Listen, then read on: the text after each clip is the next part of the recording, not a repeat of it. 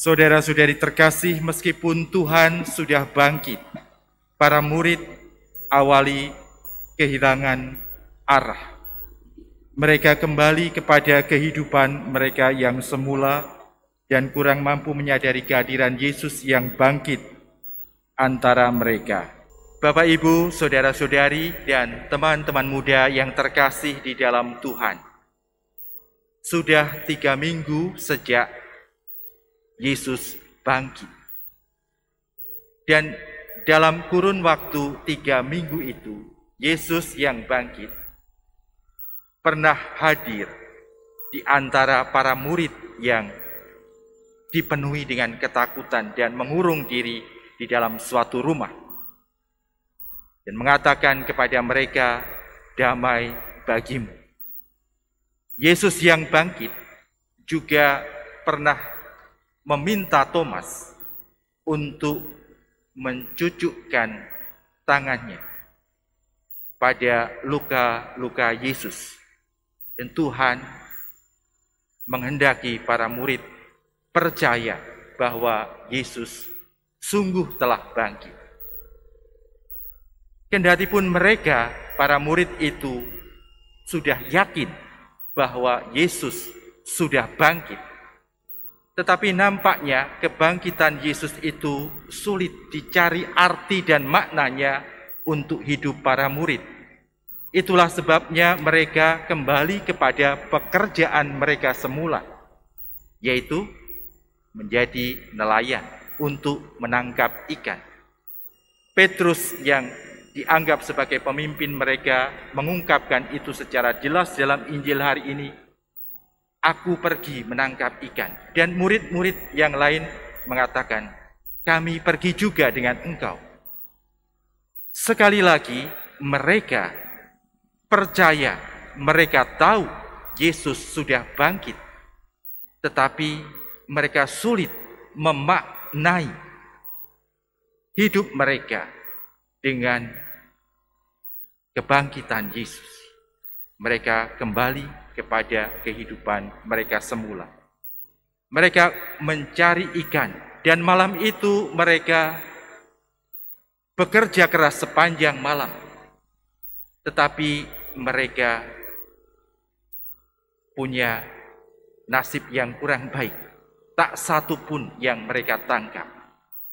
Itulah sebabnya Yesus melihat kesulitan hidup mereka. Yesus yang bangkit melihat kesulitan hidup mereka, perjuangan hidup mereka, dan mendatangi mereka dengan menyapa, adakah padamu lauk pauk? Adakah padamu ikan? Dan mereka berkata, tidak. Saudara-saudariku terkasih, Yesus yang hadir di antara mereka dengan menyapa, adakah padamu lauk pauk? Tidak mereka kenali. Kemudian Yesus meminta mereka menebarkan jala di sebelah kanan perahu, dan mereka mendapatkan seperti apa yang dikatakan oleh Yesus. Mereka mendapat begitu banyak ikan, begitu besarnya tangkapan itu sampai mereka ingat persis jumlahnya, 153 ekor ikan besar. Apa pesan Injil ini untuk Anda, untuk saya, untuk umat beriman, untuk gereja saat ini? Saudara-saudariku terkasih, kita gereja, umat Allah, kita mengaku diri sebagai orang-orang yang mengimani Yesus yang sudah bangkit. Yesus yang bangkit kita imani. Tetapi kalau kita ditanya, apakah makna Yesus yang bangkit itu untuk hidup kita? Mungkin kita juga seperti para murid. 3 minggu lalu kita merayakan Paskah, misalnya saja. Pernahkah kita bertanya, apakah beda hidup saya sebelum dan sesudah merayakan perayaan Paskah? Kadang hidup kita menjadi seperti biasa-biasa saja. hidup kita menjadi seperti sebelum kita merayakan Paskah. Mungkin kita juga menghadapi situasi seperti yang dihadapi oleh para murid. Bekerja keras sepanjang waktu yang kita miliki untuk bekerja, tetapi kita merasa tidak terlalu banyak atau bahkan tidak ada hasilnya sama sekali. Kehadiran Yesus di tengah-tengah kita tak mampu kita rasakan. Karena apa? Karena mungkin kita terlalu kalut dengan persoalan yang sedang kita hadapi.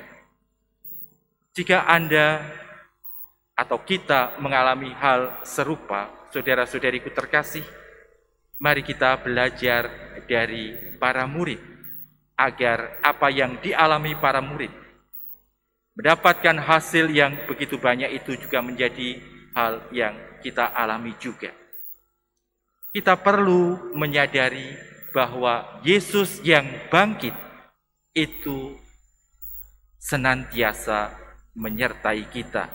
Ya, saudara-saudariku terkasih, untuk bisa memaknai hidup kita dengan kebangkitan Yesus, kita perlu beberapa langkah.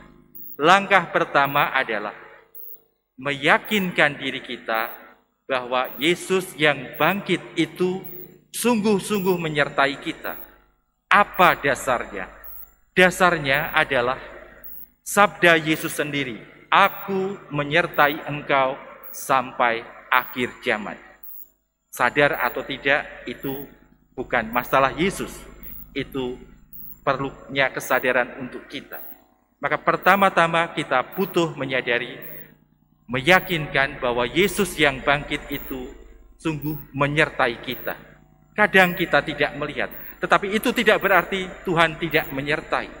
Karena Dia berjanji akan menyertai kita sampai akhir zaman. Dan janjinya adalah ya dan amin. Maka yang kedua, saudara-saudariku terkasih, kalau Yesus yang bangkit menyertai kita, kita perlu berbicara kepadanya setiap saat. Apa yang kita bicarakan, apapun yang kita rasakan. Menarik dalam sebuah penampakannya kepada seorang santa, Tuhan Yesus yang bangkit mengatakan, "Tidak semuanya sudah kamu serahkan ke dalam kepadaku." Lalu santa itu berkata, "Apa Tuhan yang belum kuserahkan padamu? Rasanya semuanya sudah kuserahkan kepadamu." Lalu Tuhan mengatakan, "Yang belum kamu serahkan kepadaku adalah kegagalan-kegagalan, kejatuhan-kejatuhan. Saat engkau jatuh tak berdaya, engkau belum menyerahkan itu." Saudara-saudariku terkasih, kita perlu menyerahkan segala-galanya, mengungkapkan segala-galanya kepada Yesus. Kalau kita gembira, kegembiraan kita perlu kita sampaikan kepada Yesus. Kalau kita kecewa, kekecewaan kita perlu kita ungkapkan kepada Yesus. Kalau kita gelisah, mari kita katakan kegelisahan kita kepada Yesus. Dan kalau kita sedang mengalami kesusahan kita juga yang butuh kita ungkapkan kepada Yesus. Intinya, kita ungkapkan segalanya kepada Yesus. Yang ketiga, saudara-saudariku terkasih, kita perlu juga untuk memberi waktu kepada Yesus berbicara dan kita mendengarkan. Para murid yang gagal menangkap ikan pada akhirnya berani mendengarkan Yesus yang berkata, "Tebarkanlah jalamu di sebelah kanan perahu." Sepanjang malam mereka mungkin sudah menebar depan, belakang, kiri, kanan, karena sepanjang malam mereka telah bekerja. Tetapi mereka gagal nyatanya. Tapi saat Yesus berkata, "Tebarkanlah jalamu di sebelah kanan perahu, maka kamu akan mendapatkannya," mereka melakukannya. Maka yang ketiga, kita perlu juga memberi kesempatan kepada Tuhan untuk berkata. Tuhan dalam situasi ini, apa yang perlu kulakukan? Kita bertanya kepada Tuhan. Kalau kita bertanya kepada Tuhan dalam doa, saudara-saudariku terkasih, Anda sudah mengalaminya. Senantiasa ada suara, ada bisikan di dalam hati Anda yang adalah suara Tuhan sendiri. Dan suara itu hanya perlu kita dengarkan dan perlu kita lakukan. Jangan dibantah, jangan didebat. Dengarkan suara yang Anda dengarkan setelah Anda berkata, bersabdalah Tuhan, dalam situasi ini apa yang harus kulakukan? Hening, dengarkan suara Tuhan, dan Tuhan akan membisikkan sesuatu kepada Anda. Apapun yang Tuhan katakan, lakukan itu. Dan maka yang akan terjadi selanjutnya adalah apa yang kita dengar di dalam hidup para murid. Menangkap begitu banyak hasil yang tak pernah mereka pikirkan sebelumnya. Berkat Tuhan menyertai kita sekalian. Amin.